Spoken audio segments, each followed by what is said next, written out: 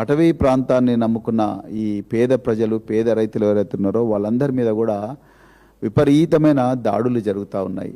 దాడులు నిజంగా నిన్న మేము కాగజ్ నగర్ పట్టణంలో, కొమరంభీం ఆసిఫాబాదు జిల్లాలో ఈ పోడు భూములు, పోడు వ్యవసాయం చేసుకునే రైతులందరినీ మరి వాళ్ళందరూ కూడా ఏడుస్తూ ఉంటే, కన్నీరు మున్నీరుగా విలపిస్తుంటే వాళ్ళందరినీ కూడా ఒక ప్రదేశానికి పిలిచి వాళ్ళ బాధలను విన్నప్పుడు నిజంగా చాలా బాధేసింది.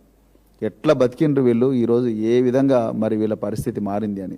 ఎంత ఘోరం అంటే ఈరోజు రాత్రికి రాత్రే ఫారెస్ట్ అధికారులు వచ్చి ఈ భూమి మీది కాదు, ఇది రిజర్వ్ ఫారెస్ట్ కిందకు వస్తుంది అంటారు.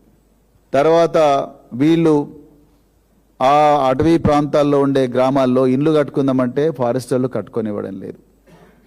అదేవిధంగా అటవీ ప్రాంతాల్లో స్కూళ్ళు కడదామని గ్రామ పంచాయతీ సర్పంచ్ మేము స్కూల్ కడతామంటే స్కూల్ కట్టుకొనివ్వడం లేదు.